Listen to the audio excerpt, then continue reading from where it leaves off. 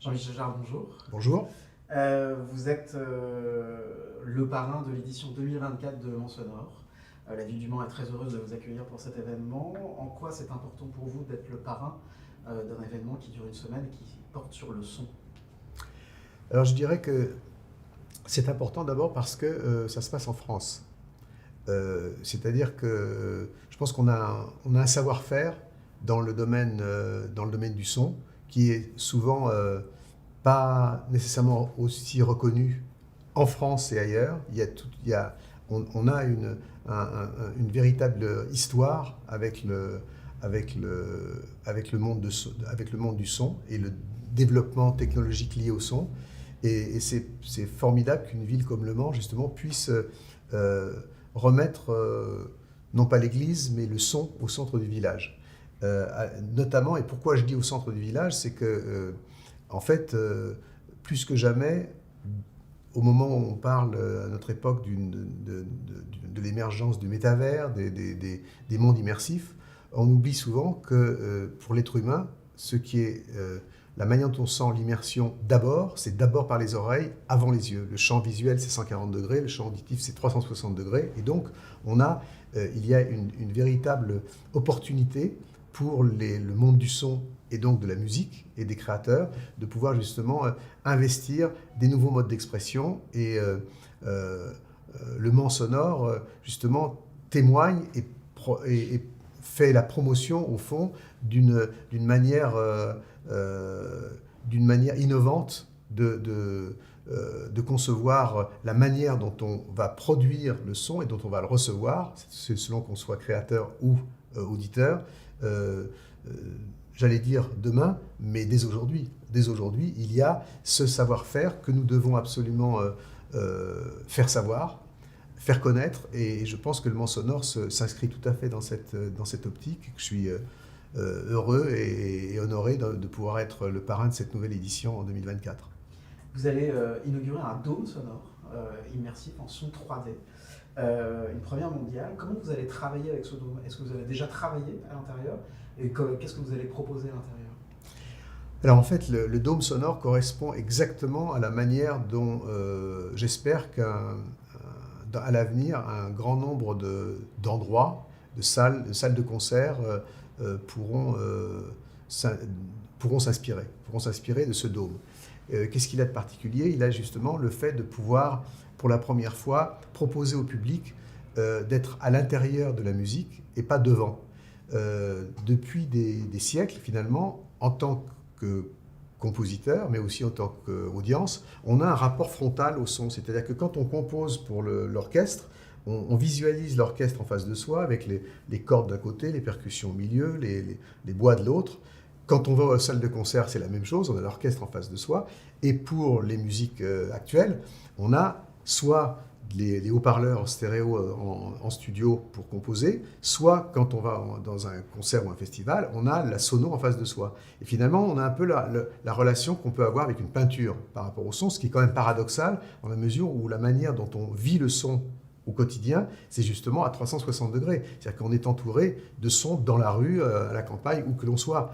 Et ce qui est étrange, c'est que finalement, on se soit limité au fil du temps, nous les musiciens, et nous les amateurs de musique, à finalement une relation qui n'est pas la relation naturelle qu'on a avec le son dans la vie de tous les jours. Donc le dôme sonore permet justement de pouvoir justement recréer, est une opportunité pour les musiciens de pouvoir s'exprimer comme on reçoit le son dans la vie. Ce qui présuppose de composer et de concevoir pour ce genre d'espace. Et ce qui a été le cas, et ce qui est le cas de mon dernier album Oxymore, qui est, je pense, un des premiers albums de cette dimension à avoir, où en fait je suis parti de zéro, depuis le départ, pour créer l'orchestration, l'arrangement et la musique d'Oxymore, donc en 360, c'est-à-dire de me dire, je ne vais pas commencer à avoir des sons à droite que je vais faire bouger à gauche, mais au contraire, d'avoir éventuellement une partie de mon orchestration qui se trouve éventuellement derrière moi à gauche pour le faire venir au milieu ici à droite et à une certaine vitesse. Et donc, c'est toute un nouveau langage qui s'offre aux compositeurs et aux créateurs et qui, évidemment, et qui souhaitent le partager dans des conditions optimales avec le public. Et donc le dôme sonore est un exemple parfait justement de la manière dont je pense on va écouter la musique et on va recevoir la musique et là aussi grâce auquel on va pouvoir aussi la produire et la créer. Vous allez proposer une masterclass. C'est quoi une masterclass de Jean-Michel Jarre? À quoi on peut s'attendre? Alors, une masterclass, c'est pour moi surtout un moment d'échange avec le public, justement pour parler de pour échanger sur toutes ces questions. Il y a un intérêt énorme pour le son partout. Et je pense que c'est important aussi, justement, à cette occasion, de rappeler à quel point on est défricheurs en France, que Oxymore, par exemple, qui est dont on va parler, bien sûr, qui est un hommage en même temps à Pierre-Henry, qui est vraiment un des premiers défricheurs de la musique électroacoustique, c'est-à-dire les premiers, avec Pierre Schaeffer, à voir, à s'être dit finalement la musique n'est pas fondée sur les notes basées sur le solfège, mais fondée sur le son, et qu'en fait, ce qui différencie le bruit de la musique, c'est finalement la main du musicien, le geste du musicien, et qu'on peut mélanger le son d'un saxophone avec celui d'un corbeau ou d'une vache, d'un chien, et puis le son d'un moteur avec des percussions ou autre. Ça, c'est quelque chose qui est né en France, qui est devenu une grammaire, qui est la grammaire universelle aujourd'hui pour tous les musiciens qui fassent de l'électro, du rock, de la techno, du jazz ou autre, c'est-à-dire finalement de mélanger des éléments sonores de la vie à l'intérieur d'un arrangement, d'une orchestration. Et je pense que ça, la France en est à l'origine. Et donc cet album, et c'est ce que je voudrais aussi échanger avec le public présent au Mans à ce moment-là, c'est justement de montrer à quel point il y a une contribution essentielle de la France, de la radio, de la radio nationale, et puis aussi d'expérimentations qui ont pu être faites dans différentes villes, jusqu'à aujourd'hui au Mans, où ce qui est présenté là pendant le Mans Sonore était une première mondiale, et donc je suis heureux de pouvoir justement en parler et échanger avec le public sur ces thèmes. On parle de votre album Oxymore. C'était une première, ça aussi, de le créer avec ce son 3D. D'où vous est venue l'idée déjà et comment vous l'avez créé? Combien de temps vous avez mis à faire cet album-là? Alors, pour Oxymore, j'aurais envie de dire que ça m'a pris une vie, au fond, pour arriver à ce projet. Parce que depuis le départ, j'étais moi toujours frustré par rapport à la technologie à laquelle je pouvais expérimenter. Je me disais, mais finalement, la stéréo n'existe pas dans la nature. Quand je vous parle, moi, je suis en mono. Quand un oiseau chante, il est en mono. Et c'est finalement nos oreilles et l'environnement autour de nous qui créent la perspective en musique et dans le son. Et il a fallu attendre assez récemment pour arriver justement à ce que technologiquement, on puisse arriver à recréer et à créer cet environnement sonore, aussi bien pour le compositeur que pour le public. Et donc, l'hommage à Pierre-Henry est venu du fait qu'on devait, pour un projet précédent qui s'appelait Electronica, je devais travailler avec lui, puis il est tombé malade, il est décédé, et ça n'a jamais pu se faire. Et j'ai eu la chance et l'honneur qu'il me laisse des sons après son décès, que je puisse en faire quelque chose un jour. Et donc, par rapport à ce projet, j'ai eu envie d'utiliser finalement justement ces sons qu'il m'avait légués. J'en ai utilisé d'ailleurs finalement beaucoup moins que prévu, c'est peut-être 4 ou 5% dans la totalité de l'album, mais ça a été pour moi un déclencheur, une grosse source d'inspiration, parce que non seulement Pierre-Henry a été, dès le milieu ou de la première partie du XXe siècle, un défricheur en matière de musique électroacoustique, comme je viens de le dire, mais en même temps, ça a été un des premiers à se préoccuper de spatialisation. C'est-à-dire qu'à l'époque, la stéréo n'existe pas vraiment, et il travaillait en multimono, et donc il avait une sorte d'instrument qui était une sorte de grand anneau métallique où il faisait passer de manière assez mystérieuse une sorte d'électro-aimant, et où il faisait balader de manière assez primitive le son sur tous ces haut-parleurs, mais qui était déjà le début de la spatialisation. Et donc, c'est cette idée-là qui est à l'origine d'Oxymore, et donc finalement, l'album m'a pris, en fait, j'ai travaillé, moi, je suis obligé d'avoir des deadlines, des limites, sinon j'ai du mal à terminer un projet. Et en fait, j'avais l'idée avec Radio France, puisque j'ai travaillé sur ce projet avec Hervé Desjardins, qui est le grand Manitou du studio Innovation de Radio France, de pouvoir justement faire un concert à l'occasion d'un festival, du premier festival de Radio France, et qui était en janvier, et donc j'ai commencé en septembre, donc j'ai mis vraiment 3 mois, nuit et jour, mais enfin en comptant les nuits, ça fait 6 mois. Ok, parlons de Radio France justement, qui est aussi l'un des partenaires de l'élément sonore. Vous avez travaillé avec eux pour cet album. C'est important pour vous de mettre Radio France dans cette boucle sonore? Alors, on ne répétera jamais assez à quel point nous devons beaucoup de choses à la radio, et notamment à la radio publique. Et la musique électronique et l'électroacoustique doit énormément aux chaînes de radio publiques.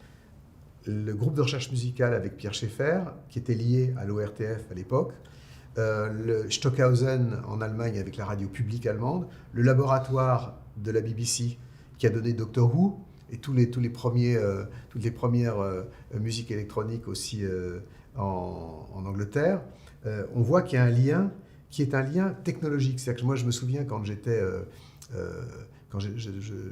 étudié au groupe de recherche musicale, on avait piqué des filtres et des oscillateurs à Radio France à l'époque, qui étaient en fait là pour la maintenance des émetteurs et pour les détourner de leur fonction, pour en faire des instruments de musique, pour faire de la musique. Donc il y a ce lien à la fois technologique et en même temps aussi l'idée du broadcast, l'idée de l'émission aussi, et les magnétophones qui étaient à la radio, qui nous servaient en même temps plus que d'enregistreurs, mais en même temps d'instruments qu'on manipulait, qu'on pouvait faire retarder les bandes, les passer à l'envers, leur faire subir toutes sortes de tortures, et qui en fait, sans lesquels la musique n'aurait pas évolué de cette manière-là. Donc pour moi, je suis un enfant de Radio France, et pour moi c'est extrêmement important. En plus, à Radio France, c'est à Radio France qu'on a inventé le binaural, qu'on a développé le binaural, les premiers couples de micros stéréo pour enregistrer les orchestres, la FM.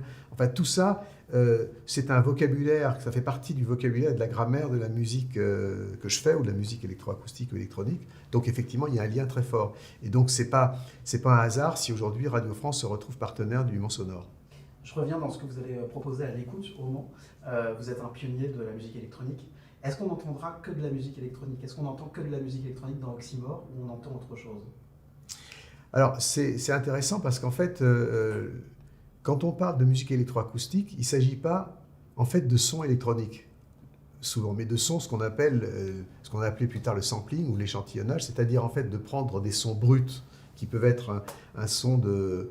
je ne sais pas moi, de craquement de bois, du vent, de la pluie contre les vitres, donc de sons qui sont finalement organiques et qu'on manipule pour en faire de la musique, en les mêlant à un son de violon, de clarinette, etc., ou de synthé ou autre. Donc en fait, dans Oxymore, il y a beaucoup de sons, il y a un mélange entre des sons qui sont purement électroniques. Je rappelle que les sons électroniques, c'est des sons issus d'oscillateurs et donc d'instruments électroniques, à la différence de sons échantillonnés, qui sont des sons qu'on enregistre avec un micro à l'extérieur et qui permettent justement de pouvoir avoir une matière brute, un peu comme pour la peinture non figurative, de prendre de la terre, de prendre du métal et puis en fusion, et puis de mélanger pour en faire le tableau qu'on veut faire.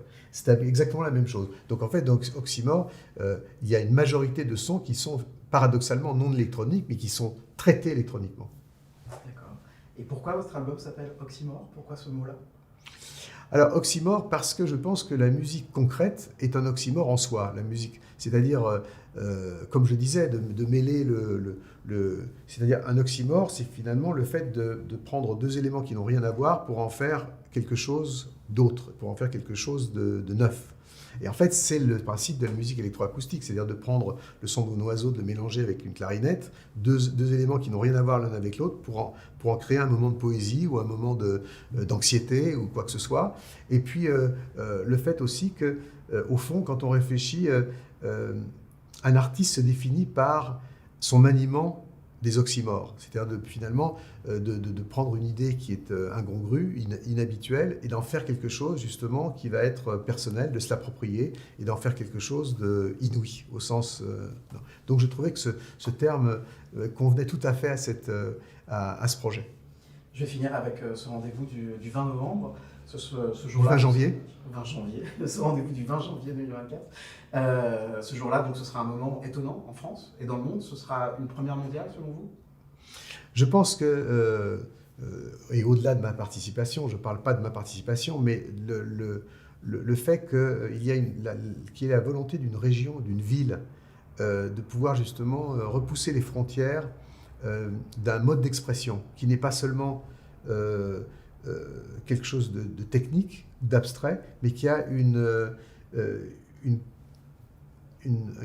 un potentiel et qui peut générer justement des conséquences vis-à-vis de la création pour le monde de la musique et de la filière sonore, de la filière musicale, pour les générations à venir, est quelque chose de fondamental. Et dans ce sens, c'est vraiment une chose dont on doit être fier, au-delà même du Mans, au-delà de la France, de se dire, il y a en France justement un pays, d'ailleurs, trop souvent tourné vers la littérature et le cinéma. On est dans un pays de littérature et de cinéma avant d'être un pays de son, alors qu'en fait, on a inventé énormément de choses sur le plan du son, mais c'est passé un peu sous le radar.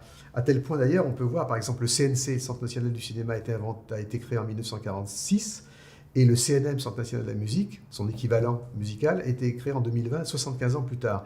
Ça montre à quel point les domaines du son et donc de la manière dont on fait de la musique aujourd'hui est passé un peu sous le radar. Et il est extrêmement important justement que des villes puissent prendre l'initiative justement de montrer à quel point le son, plus que jamais aujourd'hui, au moment du développement des modes d'expression immersive, de l'intelligence artificielle, le son et les métiers du son vont être de plus en plus à l'honneur, et c'est extrêmement important de le rappeler, de le souligner, de le promouvoir, et qu'une ville comme Le Mans puisse le faire, qui est d'ailleurs lié qui est connu dans le monde entier, lié à une autre catégorie sonore qui sont les 24 heures du Mans, qui font quand même beaucoup de bruit au sens propre et au sens figuré depuis un certain nombre d'années. Finalement, il n'y a peut-être pas un hasard, il y a peut-être un lien là. Merci beaucoup.